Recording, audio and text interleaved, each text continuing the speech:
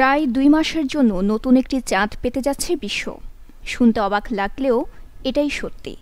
বিজ্ঞানীরা বলছেন একটি ছোট গ্রহাণু আমাদের গ্রহকে প্রদক্ষিণ করতে শুরু করবে, আর তখনই এটি চাঁদের মতো দেখা যাবে।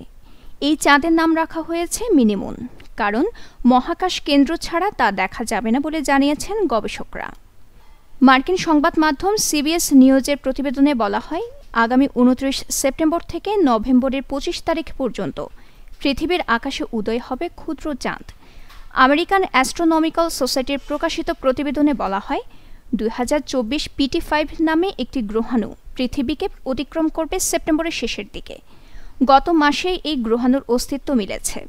বিজ্ঞানীরা বলছেন, পৃথিবীর পাশ দিয়ে যাওয়ার সময়ে গ্রহাণুর একটি অংশ মহাকর্ষ বলের কারণে কক্ষপথে ঢুকে যাবে। তা পৃথিবীকে প্রদক্ষিণ করবে আগামী ২ মাস। তারপর ধীরে ধীরে আকর্ষণ কাটিয়ে ফের চলে যাবে নিজের পথে।